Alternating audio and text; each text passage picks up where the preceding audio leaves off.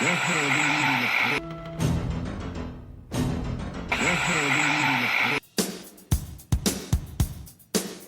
sacrifice, dogs and cats living together, mass hysteria. That's it, man. Game over, man. It's game over. What the fuck are we gonna do now? What are we gonna do?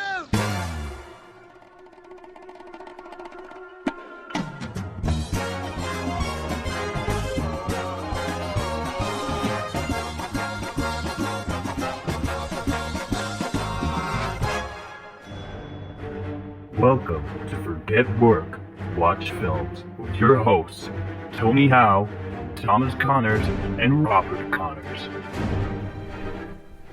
Welcome everyone to episode 35 of Forget Work, Watch Films, your weekly podcast full of all things film.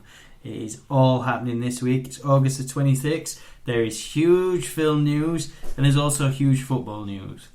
We're just going to stick to film news as it could get a little messy. I'm Tom, I'm hosting this week. Luckily, my co-hosts haven't handed in transfer requests. Say hi, boys. You got deja vu, or is it just me? Yeah. Yeah, transfer requests. I just quit. I'm out of here. Well, you don't even know who Messi is, do you? Yeah, Cristiano Messi. Plays for Juventus United. Rochdale. Paris and Munich. Paris Saint-Germain. How are you doing? Yes, we're doing alright, yeah, doing fine. I'm a bit Have you tired. been eating out to help out? Yes, I have actually, yeah. I'll give a plug to Silversmiths in Sheffield. Absolutely amazing place. Which was also featured on Gordon Ramsay's Kitchen Nightmares. Yes, but obviously that was many years ago. It's definitely improved. Yeah, so we've got plenty to talk about this week. Plenty to talk about. But before we do that, let's just have a little round table discussion about anything we've watched this week. Tony, do you want to go first? Is there anything you've watched? To tell you the truth, I've been mainly watching wrestling. No, I like wrestling, so we watched SummerSlam, and I've watched some at like older events and some at I just got right into just like watching wrestling stuff. SummerSlam ran at weekend, weren't it? Yeah. Did you stay up and watch it? I didn't, but I watched it back on WWE Network. Drew McIntyre is still world champion. Spoiler alert. If you didn't know that. I watched Panic Room. It's a good film, that, you know. Underrated. I'm not saying it's a masterpiece, but it's good. Could you tell me any actors who were in that? Panic Room, Jared Leto, and others. Forrest Whitaker. Yeah, Forrest Whitaker. Jodie Foster. Kristen Stewart. It's I haven't seen it for a It's for a long time. It's a good film. It wasn't a film, even though I vaguely remember it, because they all start to turn on each other, don't they? Do you know what it is, that film? Spoiler. It's one of them movies that's such a simple premise, but it's about the writing. You think, how many different situations can there be in a house? It's very good. I'd recommend it. I only watched it because, came across it and thought, yeah, screw it, I'm going to watch it. It's good. It's funny when you do that, when you're like flickering through, when you come I've across seen a it. film and then just carry on. You know what? watching it. Sometimes you think, I forgot how good this is. I'll tell you what else I've watched. Documentary about swingers. It's not the one we saw where they all wear like animal masks, is No. it? How many have you watched? We watched one. They were one teller, and they were basically, they all wore like animal masks. It was so weird. You need to watch it. Seriously. It were on Channel 4 catch up. It's about swingers. It's ridiculous. It's funny because I watched a TV show about this guy who attempted to kill his wife. I don't know if you remember it. News. They were both into parachuting, and he'd cut wires. Yeah. And obviously he ended up. Yeah, we were all that. about that case, and he went to swingers' place. They took you to this swingers club, and it were only like in somebody's house. And if you looked at it from outside, it were like your house. Yeah. But then when you went inside, they'd like got like rubber room. Right, what else were you watching? Lubed room. Sorry, it was just the fact is that we've already got told off. You don't know. Too sweary. You don't know what goes on behind closed doors. You walk past an house, and that house could be a basically swingers. Actually, you know what? That leads me on to something I've watched, but I'll get onto that in a minute. There's a bit in it you need to watch anyway. I want to see your thoughts on it, but what were that on? Channel 4. Channel 4. They usually show stuff In like that, United Kingdom, Channel 4 show the most bizarre things, but I know you like watching it. I like stuff like that. They were basically, one of them were like a 70-year-old woman who were trying to F anybody she could in the swingers place. Anyway. But Anything else? I don't think so. I've done a lot of flicking. Yeah, I've carried on watching. I've nearly finished it now. Zac Efron's world documentary. It's good, that. Down to Earth, it's called. I saw it online, but it just didn't You can clearly tell. Me enough. You can clearly tell he's trying to do something more. What's the word? Not worthwhile, but just he's trying to do something that's substantial that makes it this. Acting's probably not real enough for him. I don't know. You watch it, you can tell he's really trying to put. I watched a couple of episodes. I thought it was really good, but it started to get a bit too pretentious to me. Like there was one scene where you're dying to say something. I'm waiting. Because I thought of something that I watched. And he was testing all different bottles of water just to see which one is the most pure and all this. And I just thought, no, this is giving me a headache. That's what it looked like to me, and I thought, I'm not watching this pretentious. Yeah. Daisy come out of it. She says, "Oh my god, I'm going to start and think about what kind of water I'm drinking." I says, "I'm going to carry on drinking Coke." Yeah, but when it's 11 o'clock at night and you're tired now, I couldn't find what to watch, and they're only like I don't know. And you see, that's the Swingers. problem. That's the old swingers have gone home. See, this is the problem. I spend most of the time flicking. I've spent an hour trying to find something to watch. I agree. But I watched there's a program where Russell Howard, comedian, goes to America with his mom, and I'd seen the first series. It's all been done all. And I was watching second series. Anyway, they go to try cannabis place, and they go to see it grown, and they go to the shop and buy some. And she bites chocolate. And last who works here says, "Come round my house. Me and my mum are going to have some later, some proper smoke." Yeah. So they go round, and Mum's like, "No, I'm not going to have any of that. I'll just eat this chocolate." And you just see her munching away at this chocolate, thinking, "Oh, I'm alright, me. I'm not having any drugs. I'm just having chocolate." And all I could think of was, I know what's coming here. And next minute, she's just giggling, sat in a corner, giggling to herself, and he can't even stand her up to get her to walk out, and she's absolutely. Imagine if she'd have had 6 pints. So that's all in all, it's been a slow week. I've watched a few things. I've finished watching all the Piers Morgan murder stuff on Netflix. It's pretty good, actually. I've watched all the Killer Women, and I've watched. He's got a new one, Piers Morgan's Psychopath, and he interviews this lad in America. This lad is that dangerous. They're not allowed in the same room. They have to have a big glass panel. And this basically, it's essentially almost like talking to a Michael Myers. This kid's only about, 26, something like that? And he's been incarcerated for years because he murdered his little sister just to piss his mom off. It's a very interesting watch, actually. If you've got Netflix and you want to kill 45 minutes, give it a watch. I watched Red Dragon, which I told you about, Tony. Yes. That I can't believe I've never seen it. It's similar. Good film. Would you agree with me? It had similar vibes to The Bone Collector and Seven. Those kind of films, really gritty, but keeps your thoughts going. You've got to remember that. Now, my question is, and I don't know the answer to this, and I hope the answer is yes. Did you watch Manhunter?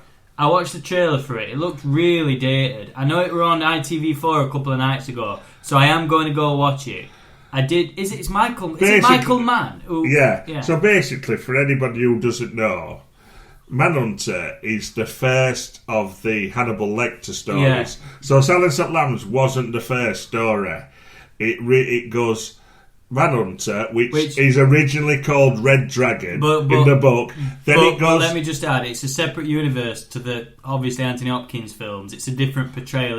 The Manhunter one, obviously, is the first time they did it as a film. Yeah. And they changed the name to Red Dragon, but it's the same story. It is. It is exactly the same. Then they did Silence at Lambs.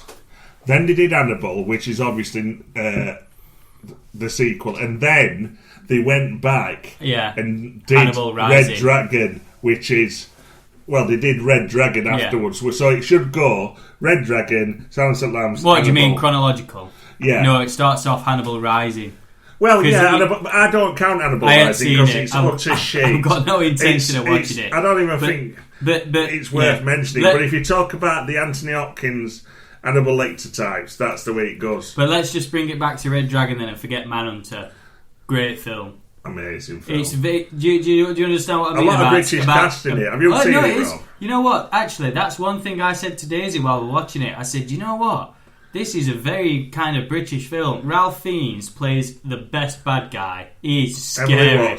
Emily Watson, yeah, who is in tons of stuff. Harvey Keitel. He's He's obviously not not Ameri- British, he's not but English. we're obviously the Yeah. actors that are in it. Harvey Anthony Hopkins Keitel. is British. Who plays reporter? Philip Seymour Philip Hoffman. Seymour But Hoffman. he's not British either. But, No, yeah. but I've moved off British and moved Okay. on to quality actors that But are in it. Ralph Fiennes plays. I mean, the whole thing about. I were reading that when the wardrobe came to dressing Ralph Fiennes, everything they ordered his wardrobe online from mail order places because they wanted him to have a look of a man who never went shopping, who ordered everything online because he was a recluse. And he absolutely nailed it. From the minute he's on screen, you're thinking, nutter. What? Absolute nutter. And obviously, you've named all these stars, but you forgot the main lead. Edward Norton. Edward You know, I Norton. was just going to say, which film is it with Edward Norton? And it's one of them, I've only caught it briefly on TV when I turned on. A lot of people, I'm sure it might be this. A load of people walking in like a town square and he's got a little scalpel blade in his hand. No, it's not that. Isn't it that No, one? that's Hannibal, I think. And he reaches out and cuts somebody. That's Hannibal. What, when Anthony Hopkins cut somebody? I think so. Yeah, that's very Hannibal. passive. That's when bloke, like, Well, he's I'm trying going to to watch that steal his next. identity. I'm going to watch that next. That springs to mind. That's But the no, only thing I've if seen. anybody's stuck for anything to watch and you've got Netflix, give Red Dragon a watch. I've finished a program called Love on the Spectrum. We mentioned that last week. It's basically the Australian Undateables. Yeah. It's really good. It's good watch. And I've started a new TV program, which I have a feeling you might have seen, Tony, because I think it started on BBC and it's just been added to Netflix. It's like number one watching Netflix. The reason why I've started watching it is because season 1 only has 5 episodes, and I like a good miniseries. It's called The Fall, and it's got Gillian Anderson in, and it's got what's his name? I've been talking about this today. Don't let me forget this guy's name. It was the Irish bloke who played the main guy in 50 Shades of Grey. Jamie Dornan.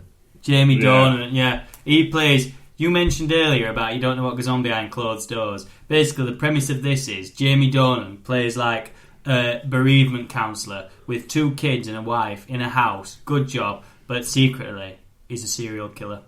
And his wife thinks that he's a Samaritan's volunteer and he disappears at night. But he's out killing like young, like good career, 30s brunette women. But he's really brutal with what he does. And basically, the police force, it's set in Belfast, the police force can't catch him. So they bring in someone from the Metropolitan Police, and it's Gillian Anderson who plays an English detective. She helps it. It's really good. Do you know what? It's you've actually piqued my interest with this now because It's won I loads think of I might awards. have remembered it being on at the time. I haven't watched it, but at minute we've not really got much that we're watching. We're watching sort of like Reported Missing, which is brilliant. That's on tonight, which I will watch on the UK player. Yeah. But that sounds like something we could get into. We started it last night. We finished 2 episodes. It's very British. You could tell it's BBC that's done it. But it's set in Ireland, but yeah, it's really good. See, there's 3 series of it, but even then, there's only 17 episodes altogether. I think Season 2 and Season 3 have both got 6 episodes. But if you want like something quick just to watch and finish, watch that. Well, That's called The Fall. So yeah, moving on to the main subject this week is DC Fandome.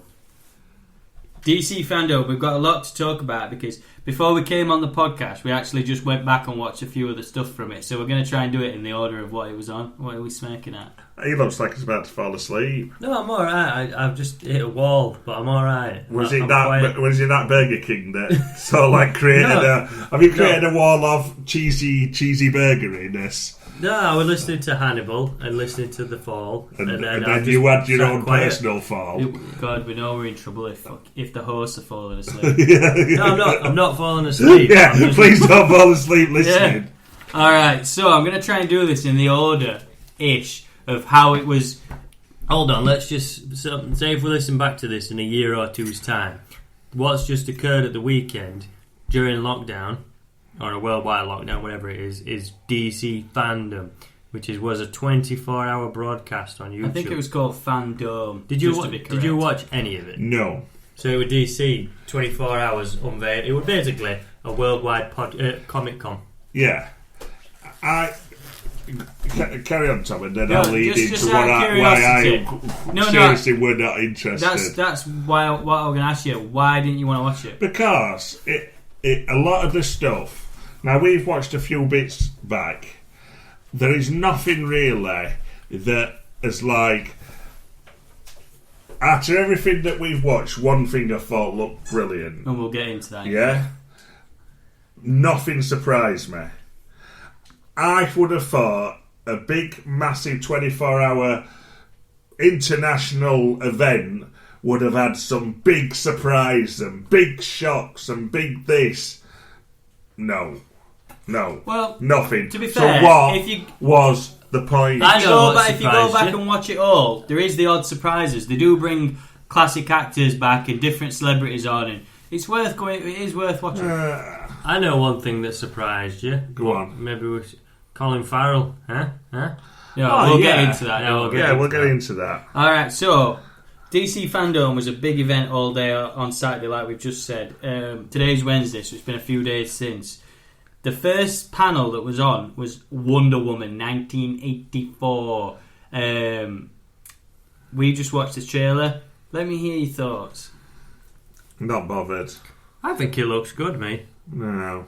I'm not. I don't think it looks like a masterpiece. It don't look crap though, does I it? didn't like first one. She is brilliant. As Wonder Woman. She is the perfect Gal Gadot. person for the role. Yeah. I could watch her all day long. I could watch her all Why week does long. that not surprise me? Doing But- what? Doing what? Just maybe doing dishes. Ironing. Maybe a bit of dusting. But the films have been such letdown. There is so much let me history let me just and chime so in. much that they choose. In they your, choose in. that's obviously everyone's got an opinion. That's why we do this podcast. But that film made over $1 billion, so don't forget that. Obviously, you didn't like it, but it was a mega success. Yeah, but it couldn't be any different to the first one. Yeah, and I don't understand. I understood them doing the Wonder Woman in the sort of like First World War, because that is originally when she was first introduced, and that's how she was introduced in the TV show. Obviously, the TV show, the first season was set in World War One, and then the next season was in modern times. The original first season was never ever shown in Britain. So only people in Britain have only ever seen the one set in modern times, other than obviously after the fact when you can now watch it so like on Netflix, etc. Yeah. So that made sense. I don't understand what this 1984 is about. Yeah, I know what it's about. Guardians of the Galaxy. That 80s vibe, it sells, doesn't it? But Does it? No, 80s Does it? is one of the best for films and music. 80s always wins. No, it does, but Yeah, it harking does, but back it's- to putting Wonder Woman in 1984 makes no sense. Other than, yeah, Why? alright, Why she's, not? Why? alright, she's immortal, or sort of immortal. Well, therefore, But it I makes don't sense. understand why use it. Bring her into now. Bring her into like same time as Superman's supposed to be. Yeah, alright, We've so, already seen her in sort of Just in stop a Justice sec. League. Patty Jenkins, the director of it, says she's not going to do any more after she's done the third Wonder Woman. If the third one is in present day, what's wrong with setting the second one in the 80s? No, I don't. There's no Plus, point. as well, There's absolutely no point. you're on about putting her in modern day. She is in modern day in Batman Superman. Yeah, but not in her own film against her own villains and stuff you like know that. what? I don't like her as Cheetah. That's what I'm going to ask you. What did you think? Because it gave the first look at Cheetah. No, don't like her at all. Well, Look, I don't think it's a masterpiece, and I don't watch it and go, wow, oh my god, but I actually think it looks good, and I'll definitely watch it. You know what I mean? I would give it a very good thumbs up, really. Yeah, I think you're giving it it's an alright thumbs up, but to me, they're doing this not for just an average thumbs up. They should be doing the best they can possibly do. The best Wonder Woman film. I don't think they are at all. The problem is, it's I know Wonder Woman, but I don't know Wonder Woman like you do. You know all the lore, the backstories, the comics, the history. I don't know any of that. But you know that there are other stories to be told. Whereas in my eyes, I don't know them. One thing I just want to mention: stories. One of our first ever episodes on this is where we discussed the Joker. The new trailer had just come out. And I'd love to play a clip back of you saying, it makes no sense. Why do we need another Joker? Todd Phillips doing a Joker film. It's ridiculous. He goes on to win an Oscar. And and over $1 billion. The film made over $1 billion. And you actually liked the film. Yeah. So obviously you can only be honest and say what you think from a trailer. But it's nice to be pleasantly surprised. Oh, yeah. I love being pleasant. I love it when, like... Yeah, sleeper hit. Yeah. Yeah. I don't want to go and see a bad Wonder Woman film. I want to go and see a great Wonder Woman film. I'm just disappointed at times. Yeah. We're disappointed with the first one, and I feel I'm going to be disappointed again. I think it looks really good. I do. I think Chris Pine plays a really good part, and Gal Gadot is brilliant. And I actually think the way that they've angled Cheetah in that film what's the actress called? Kristen Wiig. I like her. I think she'll play a good Cheetah. I think some action looks good when she's in between trucks, pushing with her feet, when she's jumping. What about cracking whip on lightning? That looks cool. Yeah, but they're just snippets, aren't they? They are. You've got to look at the whole context of it. So you're giving it a thumbs up. I'm going to give it a thumb to middle that's leaning towards being Eva. I thought you were going to say leaning towards Gal Gadot. Okay. Anything else you want to add on Wonder Woman before we keep this DC train moving? No. Alright, so we'll move on to the next bit then. Basically, I think the next thing that was featured on the DC Fandome was the Flash movie that they're bringing out. Now, they didn't release a trailer or anything like that because it's not even started production yet. But they did release some concept art for the film. It showed you Flash's new suit, but interestingly enough, it also showed you 1989 Batman, Michael Keaton and the Flash, and it's concept art. So you've got to look at that and think that's a potential scene from the movie. Now, what that looks like to me, and I'm adamant on this, and I'm glad that this is being recorded. Ben Affleck's in this film, right? Yeah. We know Michael Keaton's in this film, right? Yeah. And at the DC Fandome, they actually confirmed that it's going to tie together every DC film, all of them, because it's going to be the multiverse. So to me, what I think is going to happen, and Rhea can record this, it's going to be like Endgame. Flash is going to appear and be spliced into all these classic films. He's going to turn up in a scene in the 1989 Batman. He's going to turn up in the 1978 Superman? Yeah. He's going to turn up in that. They're going to split, and he's going to turn up in all of them. And that will be how Robert Pattinson enters the DCEU. And Joaquin Phoenix. Joker, he could turn up. They're all going to turn up.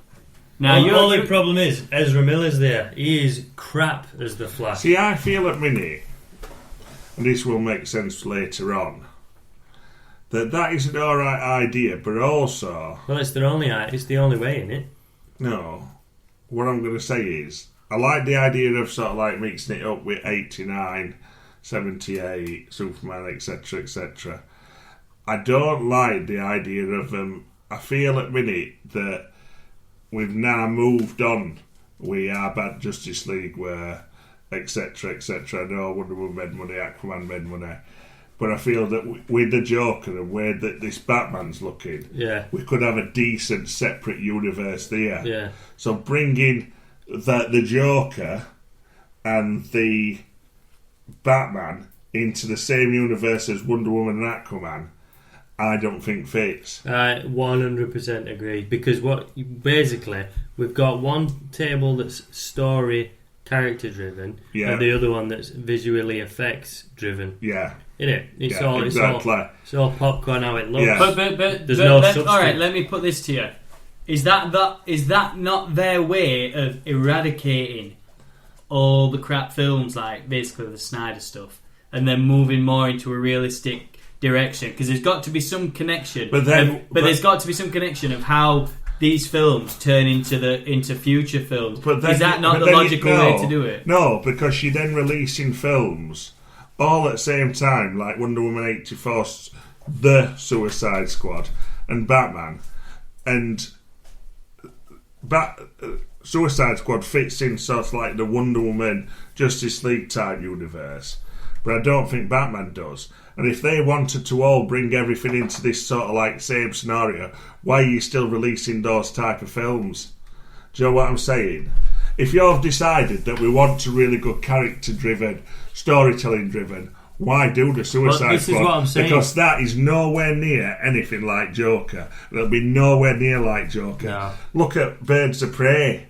Yeah. I can already tell you what Suicide Squad's going to be. It's going to be like a B movie. We'll get into Suicide Squad in a minute. But you can already tell it's going to be tonally different from Joker and Batman. But this is what I've said to you. The problem is on their roster, they've got characters that do work. So what you've just said is Gal Gadot is the perfect Wonder Woman. We're not going to recast her. Momoa's a good Aquaman. He's not getting recast. But we've got problems with Affleck. We've got problems with Jared Leto's Joker.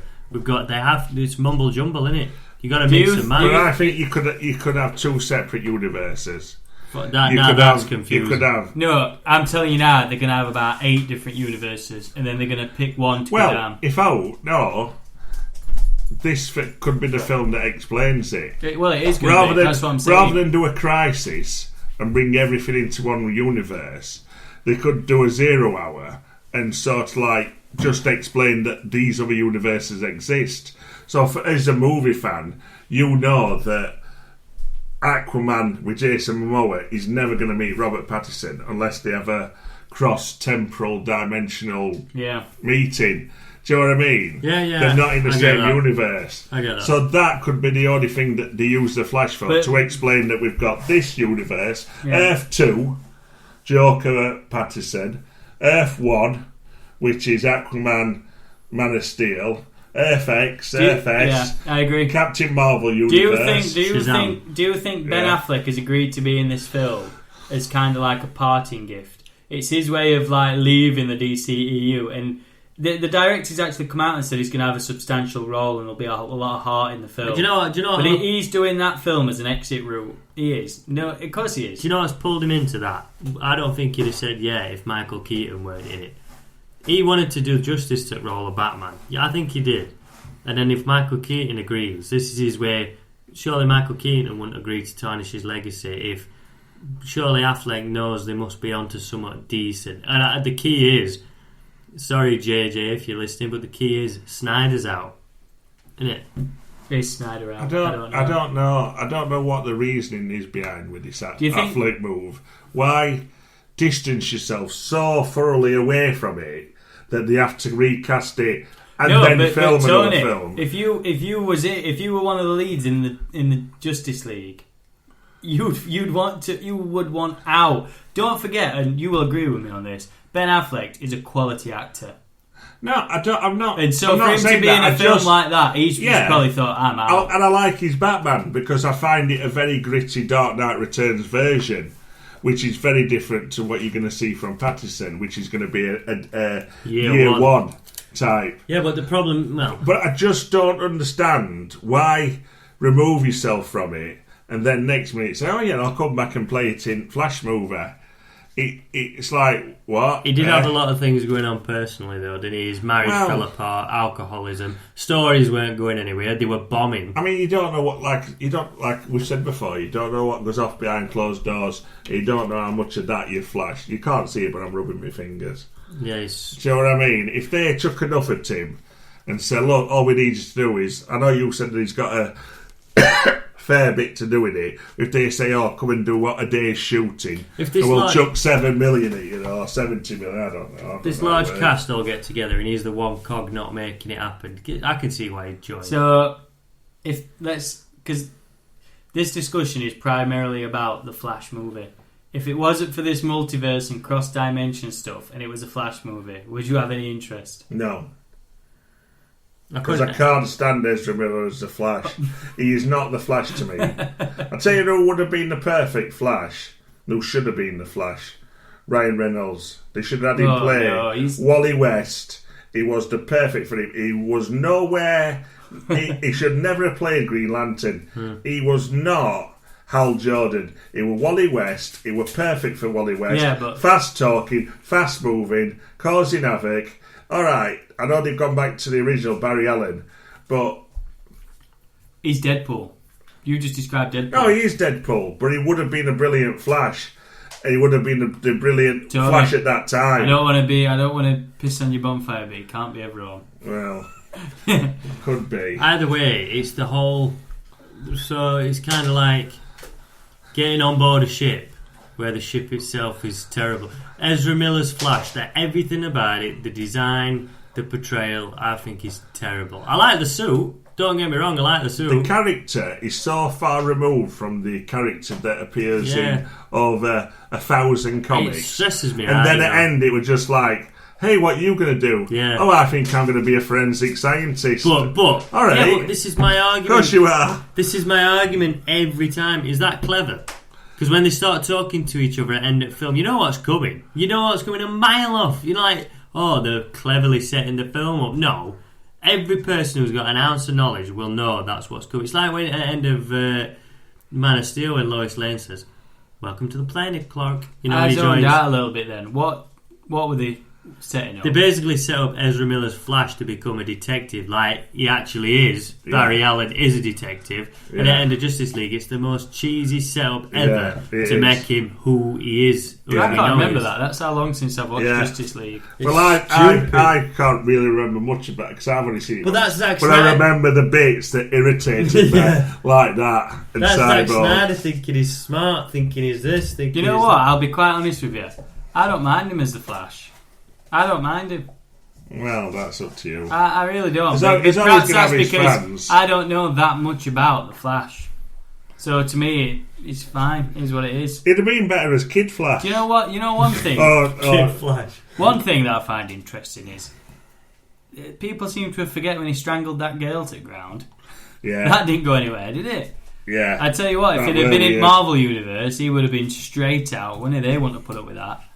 Alright, so the next thing that was featured... Anyway, thumbs down for Flashpoint.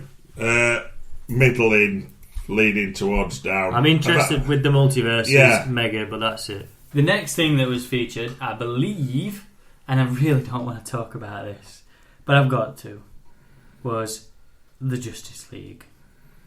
Right.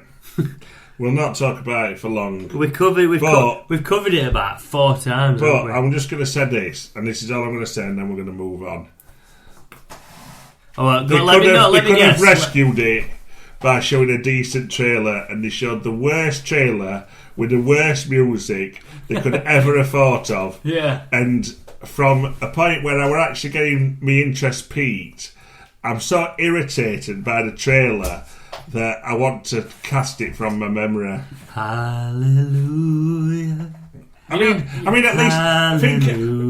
Let me just say this: think of Avengers theme tune and Infinity War tune. Think of the tunes around Avengers and that. That's sort of like. Do you know that's building you up because you're a superhero. You're a superhero team, and well, same thing. Yeah, it's built it up. Why would you show like? You know why? It's because it's Hallelujah. It's finally been made, isn't it? It's a very the fans have managed to do it. I'd rather have had the Alexandra Burkhart version. There was no. To me, there was no structure to the trailer. It was a bunch of random shots. Yeah. I mean, like, what was the character? Did it open up with? Was it Darkseid or was it the other guy? Darkseid. Darkseid. It opened up with a shot of his face. With that music playing. Yeah, but this is what I don't get. Which looked awful. Yeah, but it's an unfinished shot. The ratio is different. The CGI is not complete. So why compromise? There was no. It didn't. You didn't come out of that trailer and think, oh, so that's what it's actually about. It was just a load of... And you know one thing, my biggest bugbear with Zack Snyder, and I've probably said this before, he always shows the money shots in the trailer. Yeah, you saw Dad die. You saw the dad die in the trailer, but you also saw the Justice League with Superman in his black suit and the bright light shining as though they've done it. They've beat the villain. All stood together on a platform with what essentially looks like a Quinjet in DC Universe arriving to pick them up. Yeah. That's clearly the end of the film. Yeah. He did the same They thing. don't. But no, See, listen. the thing is- He did the exact same thing in Batman vs Superman when he showed Batman, Superman and Wonder Woman all fighting together in the trailer. Why would he do that when that's the climax of the film? That's like, and I'm sorry, I don't mean to bring this back to Ghostbusters, but that's like Jason Reitman in the Ghostbusters Afterlife trailer showing the original Ghostbusters in the prime fight, in the big battle at the end.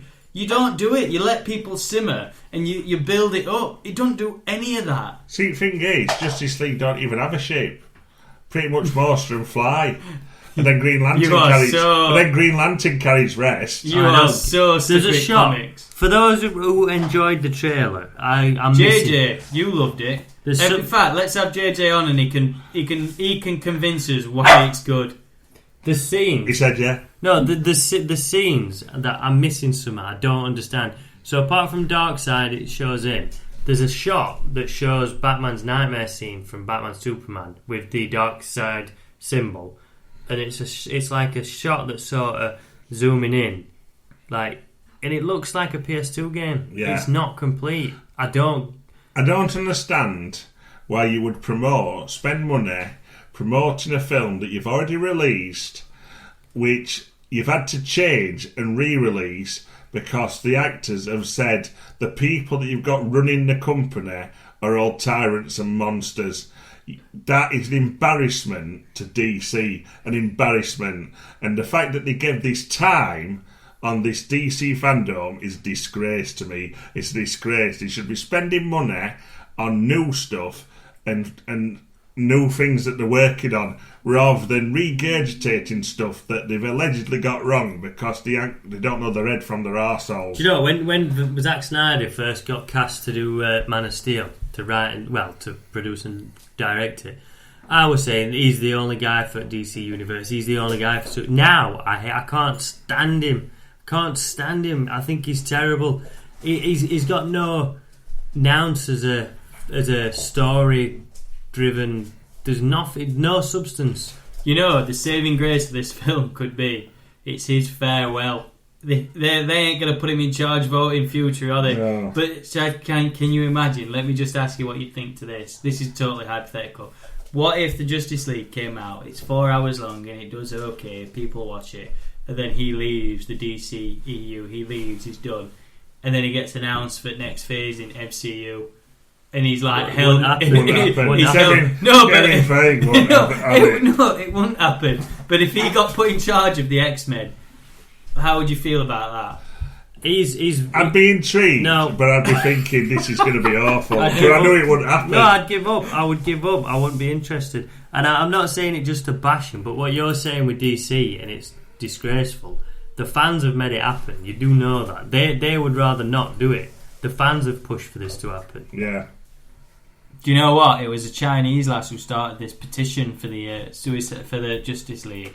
So not only have we got them to blame for coronavirus. Yeah, we got behind everything. Yeah. No, I don't. I completely. Okay.